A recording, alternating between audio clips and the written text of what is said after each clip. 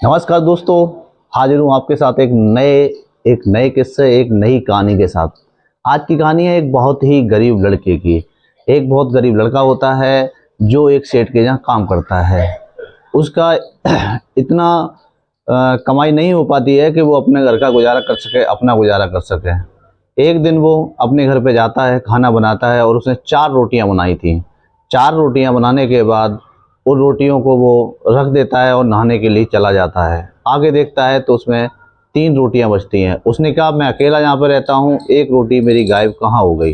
वो छुप के देखता है तो देखता है कि थोड़ी देर में एक चूहा आता है और वो रोटी लेके जाने लगता है। वो चूहा को रोकता है तो चूहा उससे कहता है कि मैं जो ले जा रहा हूँ वो अपने हिस्से की ले जा रहा हूँ, मुझे भगवान ने दिया है तो मैं उस रोटी को अपने हिस्से की ले जा रहा हूँ, तुम मुझसे रोटी क्यों छीनना। जबकि वो लड़का कहता है कि ये रोटी मैंने कमाई है तो इस रोटी पर मेरा हक है। तो चूहा कहता है कि नहीं, ये रोटी मुझे भगवान ने दी है, ये रोटी मेरी है। लड़का कहता है कि मैं बहुत गरीब हूँ। तो चूहा उससे कहता है कि तू गरीब नहीं है, तू जब हमेशा दूसरों की मदद करेगा तो तेरी मदद भगवान करेगा। उसने लड़के ने कहा कि ऐसा कुछ नहीं है, ये सब गलत है। तो उसने कहा, अगर इस बातों का सत्य जानना है तो तुझे गौतम बुद्ध के पास जाना पड़ेगा, तेरे सभी सवालों के जवाब वहीं मिलेंगे। लड़का ये सोचता है कि अगर गौतम बुद्ध के पास जाके मेरे सवालों का हल मिल सकता है, मेरी गरीबी दूर हो सकती है, तो क्यों ना हम गौतम बुद्ध के आश्रम में चले जाएं। लड़का अपने सेठ से 2-3 दिन की छुट्टी लेकर गौतम बुद्ध के आश्रम के लिए चल देता है। चलते चलते रास्ते में काफ़ी रात हो जाती है। वो अपनी और थक भी चुका होता है, तो अब वो अपनी रात गुजारने के लिए एक जगह रुकना चाहता है। तो उसे सामने एक बहुत आलीशान हवेली दिखाई देती है। जैसे ही वो हवेली पे रुकता है तो वहाँ एक माँ और एक बेटी होती है। तो माँ कहती है कि बेटा आप कहाँ जा रहे हो। तो लड़का कहता है कि मैं गौतम बुद्ध के आश्रम में अपने सवालों के जवाब लेने के लिए जा रहा हूँ, शायद मेरे कुछ सवालों के जवाब मिल जाएं।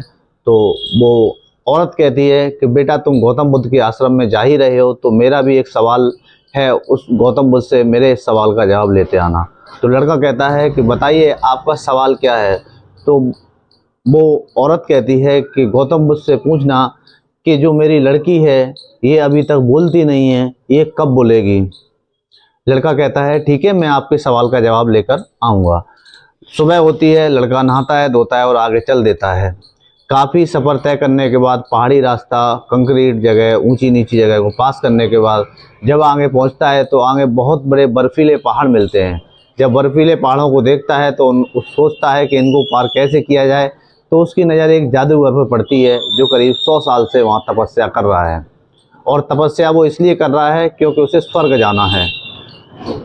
तो जादूगर होता है और इधर लड़का, तो लड़का जादूगर से पूछता है कि मुझे इन पहाड़ों को पार करना है, क्या आप पहाड़ों को मुझे पार करा सकते हो।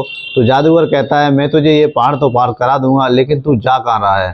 तो लड़का कहता है कि मैं गौतम बुद्ध के आश्रम में अपने सवालों का जवाब लेने जा रहा हूँ। तो जादूगर कहता है कि मेरा भी एक सवाल है गौतम बुद्ध से, उसके बारे में ज़रूर पूछना। तो लड़का कहता है ठीक है, आप सवाल बताइए कि आपका सवाल क्या है। तो गौतम बुद्ध का जो सवाल जादूगर को पूछना था वो सवाल ये था कि मैं यहाँ पे 100 साल से तपस्या कर रहा हूँ, लेकिन मैं स्वर्ग कब जाऊँगा।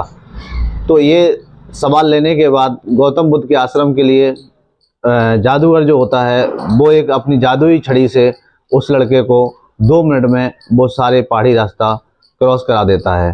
चलते चलते उसे आगे एक बहुत बड़ी नदी मिलती है जिसको पास करना मुश्किल था क्योंकि उसमें पानी बहुत था, नदी बहुत गहरी थी। तो उसे वहाँ एक कछुआ दिखाई देता है। कछुआ पूछता है कि आप कहाँ जा रहे हो। लड़का कहता है कि मुझे गौतम बुद्ध के आश्रम में जाना है और मुझे ये नदी पास भी करनी है, लेकिन मैं तैरना नहीं जानता हूँ। तो कछुआ कहता है कि नदी मैं आपको पार करा दूंगा, लेकिन आपको मेरा भी एक सवाल है जो गौतम बुद्ध से आपको पूछना है। तो उसने कहा ठीक है, आप मुझे अपना सवाल बता दीजिए।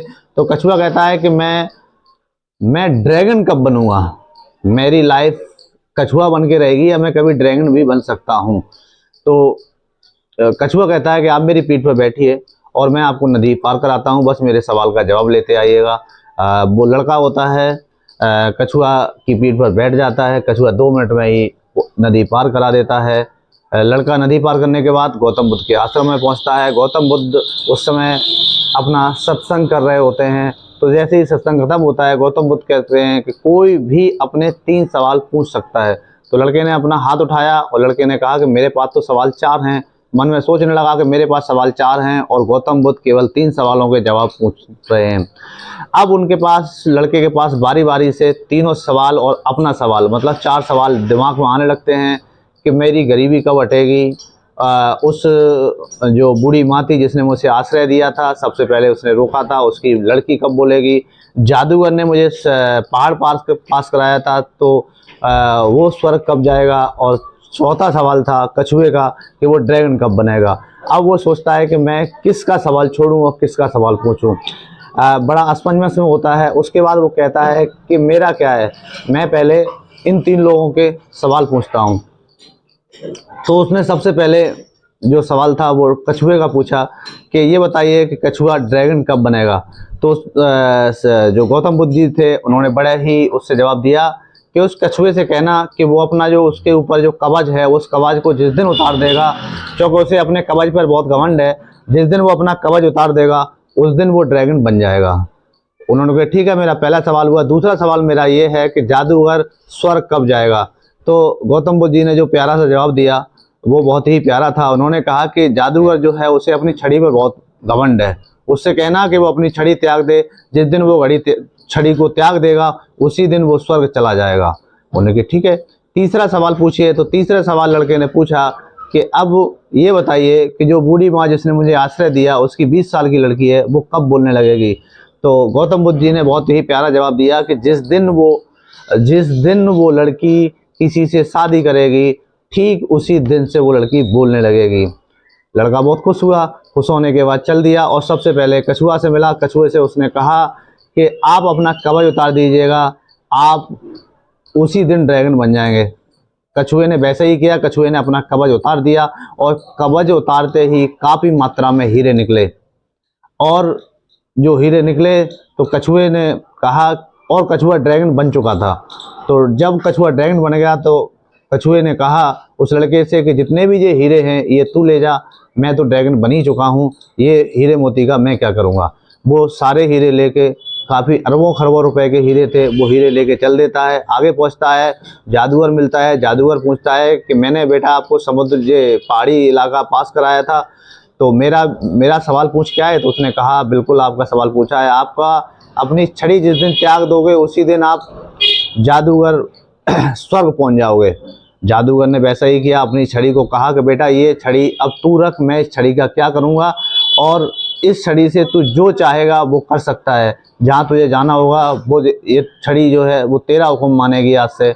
लड़का और ये कहते हुए ही वो जो जादूगर होता है वो स्वर्ग चला जाता है। अब लड़के के पास हीरे मोती थे, जो उसने अपना सवाल नहीं पूछा था, अपना अमीर बनने के लिए गया था, लेकिन उसने अपना सवाल नहीं पूछा, उसने दूसरों की हेल्प के लिए सवाल पूछा। तो उसके पास अब हीरे थे और उसके बाद छड़ी थी, मतलब वो दुनिया का बहुत बड़ा आदमी बन चुका था। तीसरा सवाल जानने के लिए वो पहुंचता है माँ के पास और माँ से कहता है, बूढ़ी माँ से, कि माता जी आपके सवाल का जवाब भी मुझे मिल गया है कि जिस दिन आपकी लड़की की शादी होगी ये लड़की उसी दिन बोलने लगेगी, आप बस इस लड़की की शादी कर दीजिए। तो वो बूढ़ी माँ कहती है कि बेटा आपसे ज़्यादा समझदार जो दूसरे का सोचने वाला है, दूसरे पर परोपकार करने वाला है, इससे अच्छा लड़का और इतना अमीर लड़का मुझे कहाँ मिलेगा, मैं इसकी शादी तुझसे ही कर दूंगी। और वो बूढ़ी माँ शादी कर देती है और जैसे ही शादी संपन्न होती है वो लड़की बोलने लगती है और पहला शब्द जो उसका होता है आप लोग सुन के आश्चर्य पड़ जाएंगे कि वो लड़की कहती है कि आप तो वही हो जो उस दिन हमारे घर पर आए थे, हमारे घर पर रुके थे। वो सोचने लगता है कि आज मेरे पास सब कुछ है, मेरे पास हीरे हैं, मेरे पास जादुई छड़ी है, मेरे पास बहुत आलीशान मकान है, क्योंकि वो लड़की उस औरत की अकेली संतान थी। तो जितनी हवेली थी वो हवेली उसकी हो जाती है। तो ये कहानी थी मेरे साथ।